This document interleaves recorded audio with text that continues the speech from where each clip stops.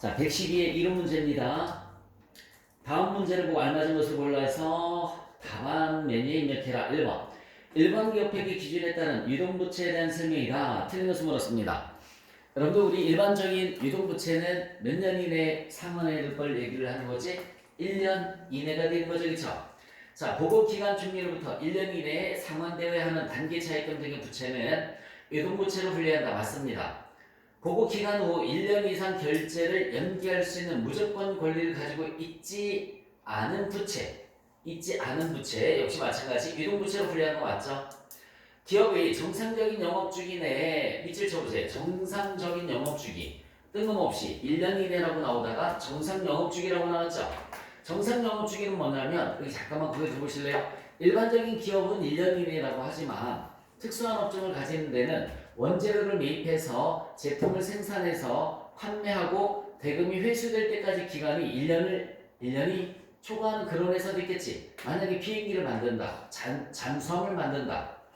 1년 안에 뚝딱 만들어낼 수가 없는 것들이잖아요. 그렇죠? 이런 데는 정상 영업 기준으로 정상 영업주기 내에 실현될 거면 유동자산 유동부채, 그렇지 않으면 비유동자산 비유동부채라고 합니다. 만약에 잠수함을 만들어서 납품을 해서 돈을 받는 데까지 기간이 뭐 2년이 걸린다. 그러면 2년이 정상 영업주기가 되는 거예요. 그래서 기업의 정상적인 영업주기 내에 상환 등을 통해서 소멸할 것이 예상되는 매입채무나 미지급 비용 등도 역시 마찬가지 유동부채로 분류한다. 맞고요. 그래서 다시 한번 정상 영업주기의 의미가 뭐라고 그랬어? 원재료를 구입해서 제품을 생산해서 판매, 대금이 회수될 때까지 기간을 갖다가 우리가 정상 영업주기라는 말을 씁니다. 조금 한 단계 윗버전으로 얘기를 하면 매출 채권 회수 기간 플러스 재고자산 회전 기간이라는 말도 써요. 자, 4번에 봤더니 장기 차입 약정을 위반해서 채권자가 즉시 상환을 요구할 수 있는 채무는 보고기간 종료일과 재무제표가 사실상 확정된 날 사이에 상환을 요구하지 않기로 합의하면 비유동부채로 분류를 하지 않고요. 유동부채로 분류할 수 있습니다. 합의를 했기 때문에 유동부채로 분류를 해주시면 돼요. 비유동부채가 아닙니다. 틀린 것은 몇 번? 4번. 2번 문제 보시면 수익 인식에 대한 설명이다. 옳지 않은 것을 물었어요. 수강료는 강의기간 밑줄 쳐보실래요? 여러분들 수강료는 강의기간. 상품권을 판매했을 때는 수익을 인식하지 않고 뭘 가져왔죠? 회수했을 때 수익을 인식을 하죠. 그죠? 상품권을 판매했을 때 뭘로 인식하니? 선수금으로 인식을 하죠. 2번이 틀렸습니다. 3번. 위탁 판매의 경우에는 위탁자는 수탁자가 제3자에게 재화를 판매하는 시점에 수익을 인식하다 맞습니다. 재화의 수익에 따른 위험과 효익을 가지지 않고 타인의 대리인 역할을 수행해서 재화를 판매하는 경우에는 총액을 수익으로 인식하지 않고 수수료만 수익을 인식한다. 맞죠? 내가 대리인 역할로서 수수료 받아먹는 사람은 수수료만 수익이 되는 거예요. 옳지 않은 것은 2번이었습니다. 상품권을 판매했을 때는 선수금, 상품권을 회수했을 때 수익을 인식하는 거예요. 자, 3번. 기말 자본금을 계산하면 얼마인가 이렇게 물었지? 밑줄 쳐봐. 자본금을 물었어요. 자본금. 자본금은 항상 무슨 금액?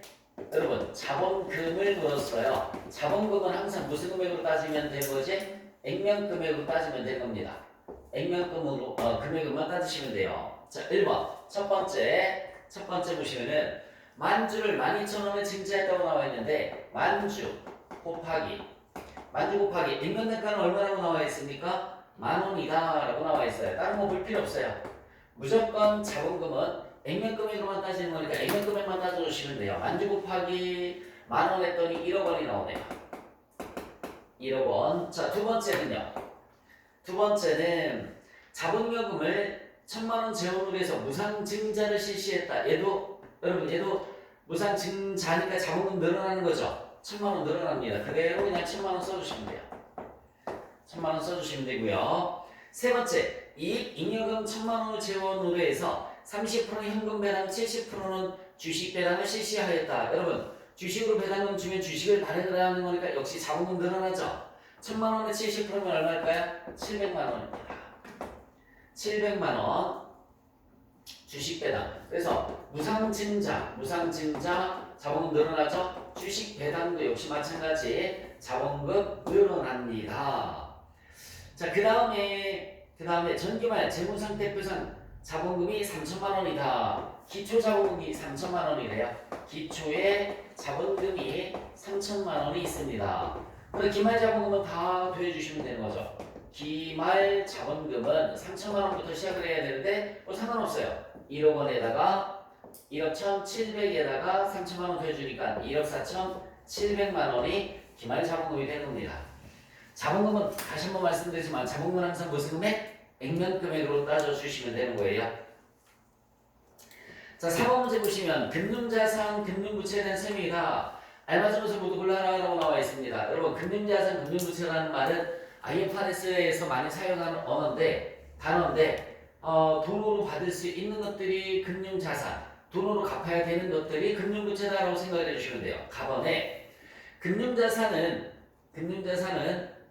금융상품의 계약 당사자가 되는 때에만 재무상태표에 인식한다. 맞습니다. 금융자산은 금융상품의 계약 당사자가 되는 때에만 재무상태표 인식하는 거 맞고요. 제3자에게 양도한 금융부채 잔고금액과 지급한 대가의 차이가 밑줄 쳐볼래요? 양도. 제3자에게 양도에 밑줄 쳐주시고 양도의 뜻이 뭐지? 팔았다는 얘기잖아요. 그죠? 단기 손익으로 인식합니다. 기타 포괄 손익이 아니라 단기 손익으로 인식한다. 그래서 나번은 틀렸고요. 나번은 틀렸어요. 다번을 보시면 금융자산이나 금융부채 후속 측정은 삼각후 원가로 측정하는 것이 일반적이다. 맞습니다. 일반적인 것은 삼각후 원가로 측정을 하는데 단기 매매 증권이나 매도 가능 증권 이런 것들은 공정가치로 평가를 많이 하죠. 여러분 삼각후 원가라는 것이 혹시 사채에서 여기 봐. 현재 버스비가 1,700원. 미래 버스비가 2,000원. 현재 버스비가 1,700원. 장부가액이 1,700원. 미래 버스비 2,000원. 장부가액. 그럼 버스비가 계속 올라가겠죠. 그렇죠? 이때는 1,800원. 얼마만큼 플러스가 됐어요? 100원만큼 플러스가 되죠. 그렇죠? 자, 이때는 뭐 만약에 1,900원으로 가정을 할게요. 이렇게. 그러면 플러스 100원 이렇게 돼요. 플러스 되는 요 금액을 갖다 우리가 뭐라고 하냐면 상가액이라는 말을 쓰는 거예요. 상가액. 그래서 얘를 취득 원가라는 말을 쓰고요. 얘를 상가액이 증가된 원가다라고 해서 상각후 원가라는 말을 씁니다. 상각후 원가. 다른 말로 장부가액이라는 표현을 쓰는 거예요. 그래서 용어 정리 간단하게 해드리면은 이때 금액은 취득원가, 이때 금액은 장부가액인데 상가액만큼 장부가액이 일반적으로 증가한단 말이죠. 그래서 상각후 원가라는 말을 쓰는 거야. 상각후 원가로 측정하는 것이 일반적이다. 맞습니다. 채무증권의 발행자가 채무증권 상각후 원가보다 현저하게 낮은 금액으로 중도 상환할 경우에는 만기 보유 증권으로 분류될 수 없습니다. 여러분, 만기 보유 증권은 만기 때까지 갈 의도와 만기 때까지 보유할 의도와 능력이 있을 때만 만기 보유 증권이 되는 거고요. 이렇게 도중에 상환할 때는 만기 보유 증권으로 처리를 하는 것이 아니라 단기 매매 증권이나 매도 가능 증권으로 처리를 합니다. 단기 매매 증권이나 매도 가능 증권으로 처리를 해주는 거예요. 그래서 옳은 것은 가다라. 네, 2번이 답이 되겠네요. 2번. 다시 한번 만기 이전에 낮은 금액으로 중도 상환할 수 있어요. 중도 상환이 되는 것들은 만기보유 증권으로 분류할 수 있다 없다? 없다. 만기보유 증권은 말 그대로예요. 만기까지 보유할 능력과 의도가 있는 경우에만 만기보유 증권이고 그렇지 않은 경우에는 단기 매매 증권이나 매도 가능 증권으로 처리가 되는 겁니다. 자, 4번 문제 용어가 좀 어렵죠? 다시 한 번씩 읽어볼게요. 금융상품의 계약 당사자가 되는 때 금융자산을 인식할 것. 양도했을 때는 단기 손익으로 인식할 것. 양도 차익이 단기 손익으로 인식될 것. 일반적으로 삼각후원가로 측정하는 것이 일반적이다. 삼각후원가의 개념은 이렇게 상각액이 플러스된 금액이 삼각후원가다. 중도의 상환 목적인 것은 만기보유 증권이 될 수 있다 없다? 없다. 중도의 상환 목적인 것은 단기 매매 증권이나 매도 가능 증권이다. 옳은 것은 가다라. 5번 문제 보겠습니다. 자, 회계 추정의 변경 및 오류 수정에 관한 설명이다. 틀린 것을 골라라. 중대한 오류는 손익계산서에 손익을 심각하게 왜곡시키는 오류를 말한다라고 나와 있는데 손익계산서가 아니에요. 재무제표입니다. 재무제표. 손익계산서라고 특정 이렇게 딱 꼬시는 게 아니라 재무제표. 재무제표는 뭐 있어요? 재무선택표, 손익계산서, 자본변동표, 현금흐름표 뭐 여러 가지가 있죠, 그렇죠? 주석까지 5가지가 있는데 재무제표의 신뢰성을 심각하게 손상시킬 수 있는 거, 왜곡시킬 수 있는 것을 중대한 오류라는 말을 쓰는 거예요. 손익계산서가 아닙니다. 그래서 동그라미 1번이 틀렸고요. 동그라미 2번에 보시면은 회계 추정을 변경을 했을 때는 단기 재무제표에 미치는 영향을 주소로 기재를 해줘야 됩니다. 회계 추정의 변경은 전진적으로 처리하며 전진법이 뭐라고 그랬죠? 바뀐 시점부터 예를 들어서 여러분 여기 잠깐만요. 이렇게 있을 때 현재예요. 자, 과거에는 선인선출법을 쓰다가 이동평균법으로 변경을 했어요. 이동평균법으로 변경을 했습니다. 선인선출법에서 법에서 법으로 바꿨죠. 이거는 정책의 변경이에요. 정책의 변경은 소구법을 쓰라고 그랬어요. 소구법. 정책의 변경은 소구법. 이 소구법의 의미는 뭐냐면 다 뜯어고치는 거야. 이걸 과거 것도 뜯어고쳐서 재작성을 하고요. 재작성을 하고 다시 이렇게 다 뜯어고치는 게 소구법이다라고 생각을 해주시면 돼요. 전진법은 뭐냐면 여기 봐요. 전진법은 바뀐 시점 이후에만 반영을 하는 것. 이후에만 반영을 하는 것을 우리가 뭐라고 하냐면 추정의 변경이라는 말을 쓰고 추정의 변경은 전진법이다라는 말을 씁니다. 전진법. 예를 들어서 이때는 감가상각 방법을 정의법을 쓰다가 이때는 정밀법으로 바뀌었어요. 감가상각 방법을 바꾸는 것은 법에서 법이라 하더라도 추정의 변경으로 본다고 했어요. 그래서 과거는 그냥 정의법 그대로 인정을 해주고 단기 이후에만 반영을 하는 것. 이걸 우리가 전진법이다라는 말을 씁니다. 다시 한번 법에서 법으로 바꾸는 거 무슨 법? 뭐라고 한다고요? 정책의 변경. 소구법을 쓰는 거 다 뜯어보셔야 돼요. 근데 이거 조심하라고요. 감가상각 방법은 정의법, 정밀법, 정의법을 바꾼다 하더라도 얘는 감가상각 관련된 요소를 바꾸는 거는 다 추정의 변경으로 들어가는 겁니다. 추정의 변경이고 전진법을 쓴다. 그래서 변경의 효과는 당해 회계연도 개시일부터 적용한다. 맞습니다. 자, 비교 재무제표를 작성하는 경우에 중대한 오류의 영향을 받게 되는 회계기간의 항목은 다시 작성을 해줘야 되는 거고요. 중대한 오류의 영향을 받는 회계기간의 재무제표 항목은 다시 작성을 해줘야 되는 거 맞습니다. 자, 그래서 틀린 것은 1번이었고요. 6번 문제 보시면은 다음 그래프가 표시한 원가 형태와 그 예를 가장 적절하게 표시한 것을 보았습니다. 자, 첫 번째 그래프를 봤더니 여기 볼래? 조업도나 생산량이나 뭐 같은 개념이라고 그랬어요. 조업도가 증가할 때 단위당 원가는 이렇게 감소하네요. 자, 이거 뭘까요? 고정비죠. 고정비는 봐봐. 생산량이 증가해도 원가는 변동이 없지만 단위당 원가는 반비례 감소한다고 그랬지, 그치? 지금 이 그래프는 자, 조업도하고 단위당 원가만 보여준 거잖아. 조업도하고 단위당 원가만 보여준 거란 말이에요. 그러니까 조업도가 증가하면 단위당 원가는 감소되는 거. 고정비입니다. 고정비의 가장 대표적인 게 뭐 있을까요? 집세. 그 다음에 또 뭐 있죠? 집세 다음에 세금. 그 다음에 또 뭐 있죠? 감가상각비. 이런 것들이 고정비의 특징입니다.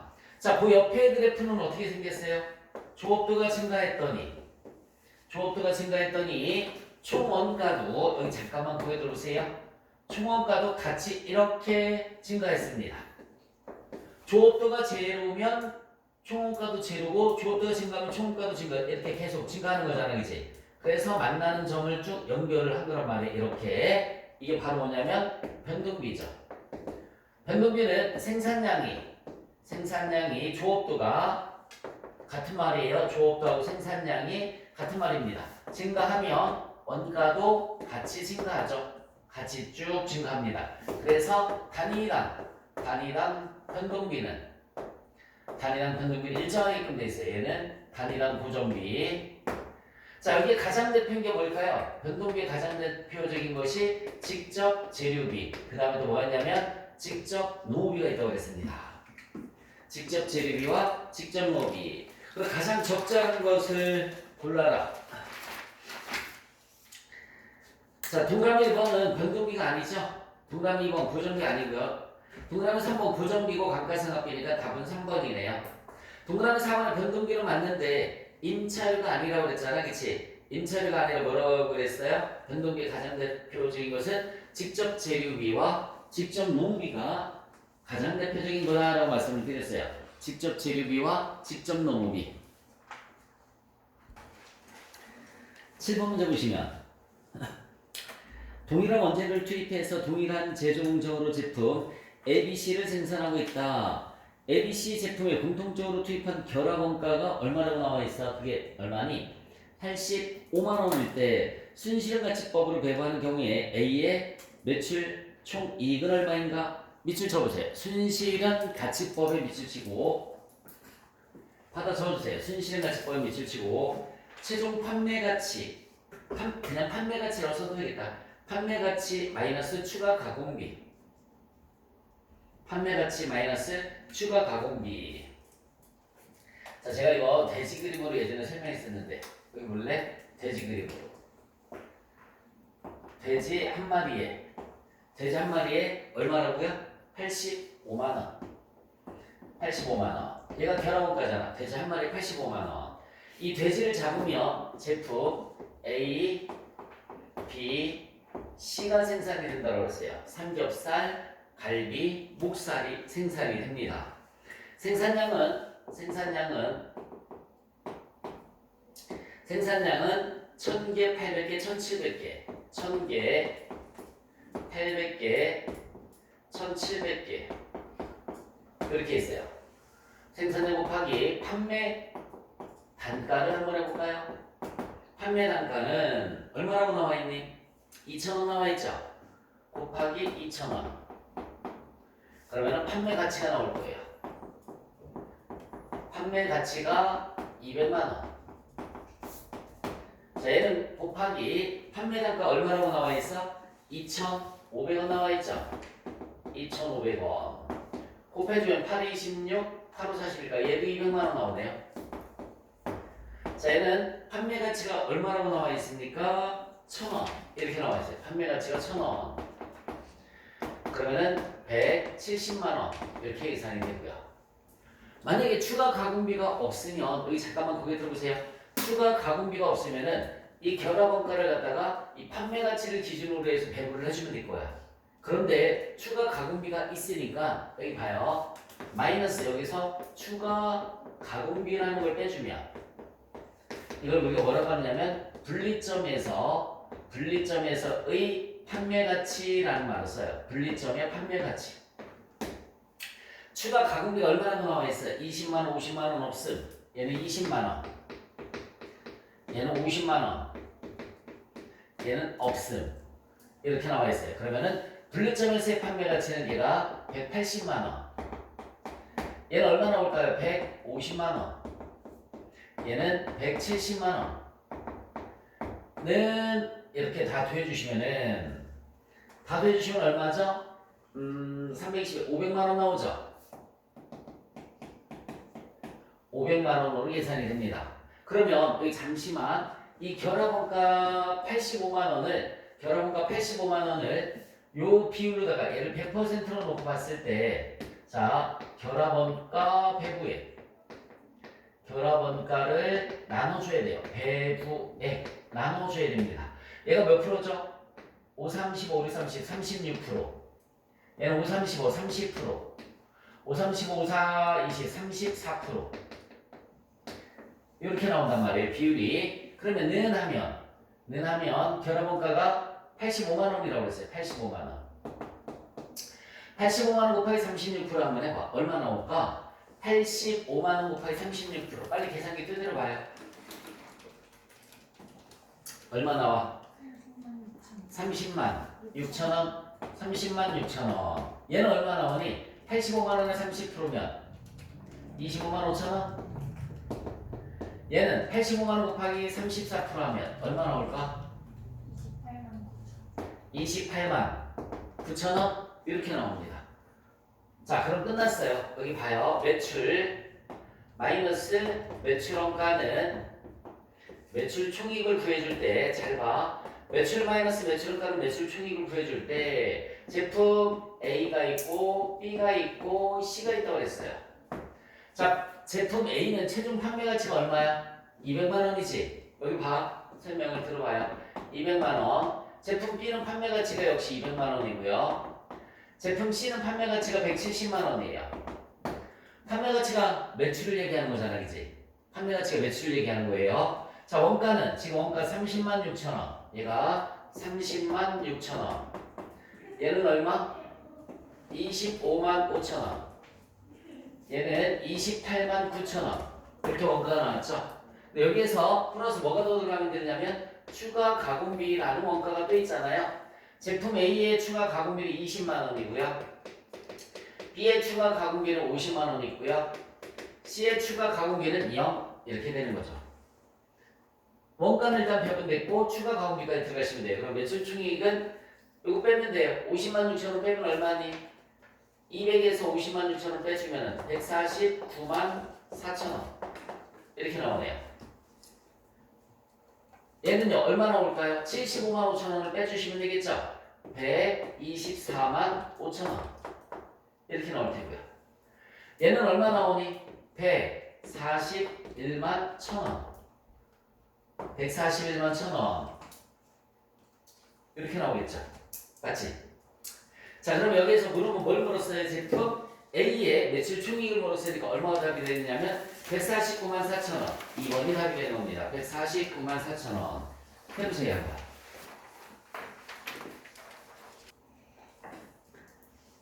11번 몇 번? 8번? 8번 문제 보자. 선의선실법에 의해서 종합원가 계산을 적용하고 있다. 가공비에 완성 판산량 단가원가가 10원인 경우에 다음 자리에서 가공비의 발수대행액을 계산을 해라 라고 나와 있네요. 여러분들 종합원가 계산에 기말제공품 문제가 나오면 반드시 이거 두 개 일단 평균법은 뭐 들어간다고 그랬어? 차변에 금액 대변에 뭐라고 그랬죠? 수량 이게 가장 기본이잖아. 선의선출법은요 선의선출법은 차변에 뭐 들어간다고 그랬죠? 수량 금액 수량 이렇게 들어가면 되는 거고, 지금 문제가 뭘 물었어요? 선의선출법으로 물었고 가공비를 물었죠. 가공비는 무조건 뭘로 다 계산을 해주는 거니? 환산량으로 해주면 되는 거잖아.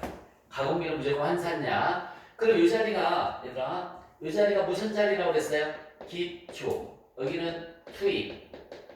얘를 물은 거예요. 얘를. 질문은. 이 자리는 완성. 이 자리는 기말 자리죠.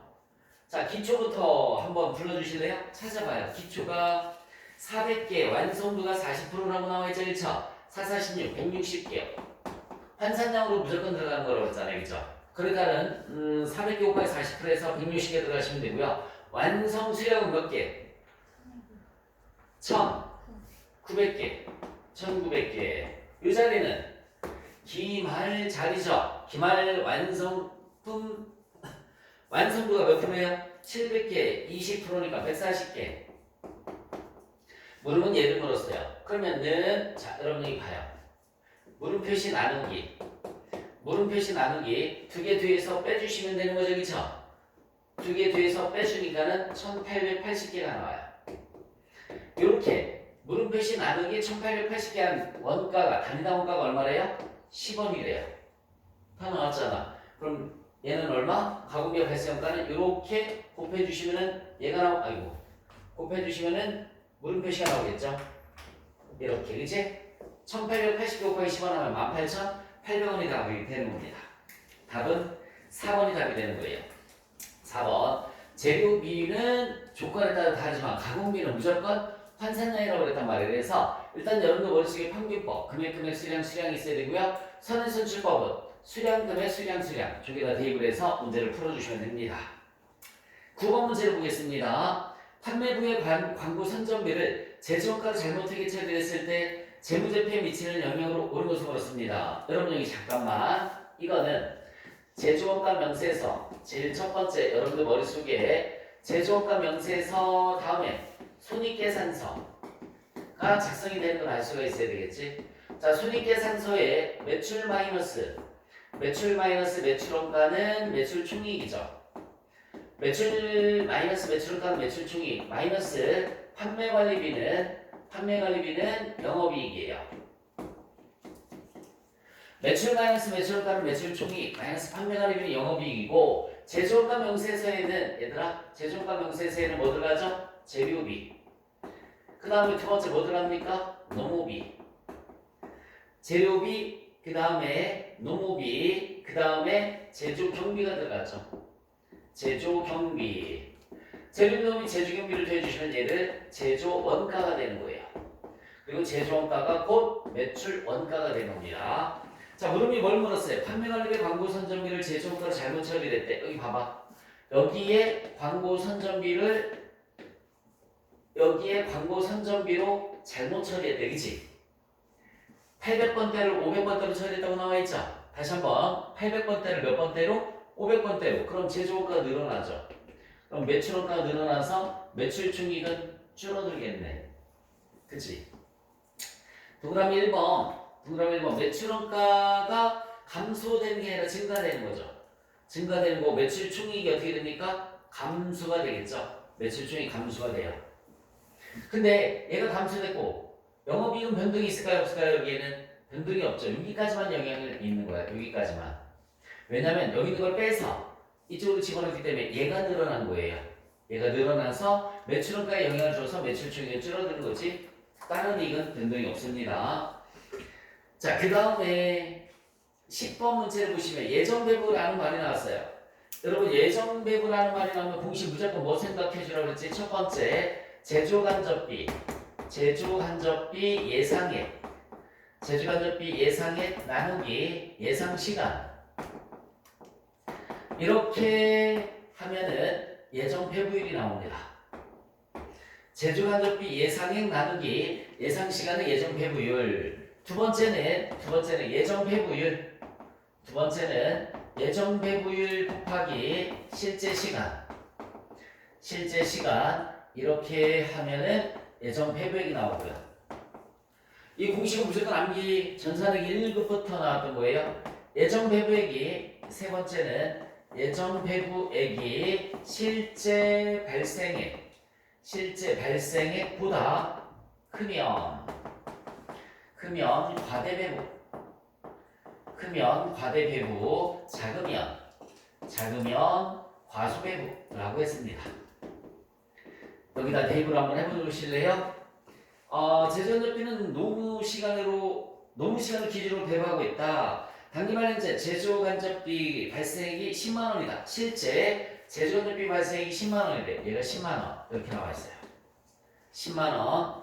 실제 노무 시간 500시간이며 실제 노무 시간은 500시간. 여기가 500시간입니다. 그리고 예정 배부율은 얼마라고 나와 있어요? 시간당 190원. 그치? 시간당 190원. 얘가 나와 있어요. 190원. 1번씩은 필요가 없는 거지, 그러면. 그러면 5, 1, 5, 9, 45. 95,000원 나오죠? 예정 배부액이 95,000원이에요.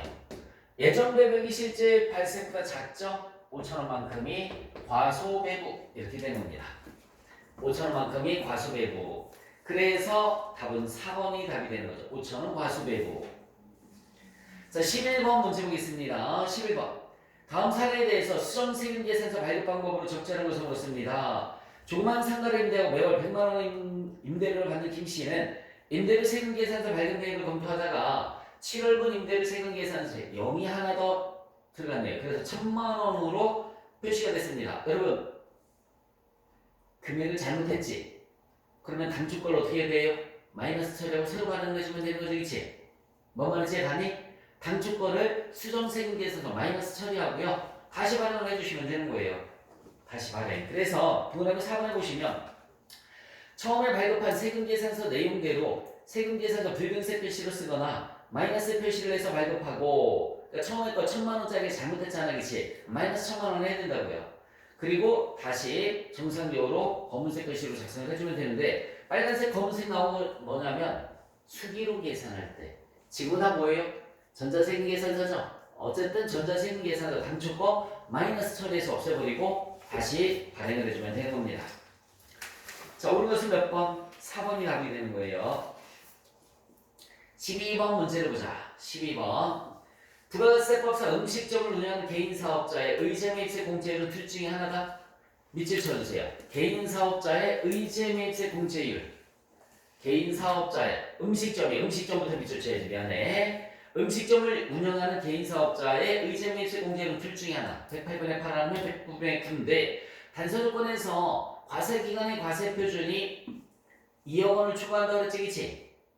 그러면은 108분의 8을 적용을 해주시면 되는 겁니다. 답은 몇 번? 3번이 답이 되는 거예요. 해당 음식점의 해당 과세기간의 과세표준. 얘들아 잠깐만. 1년을 얘기하는 거야? 6개월을 얘기하는 거야? 3개월을 얘기하는 거야? 해당 과세기간이라고 하면 야, 그건 신고기간이라고 그랬지.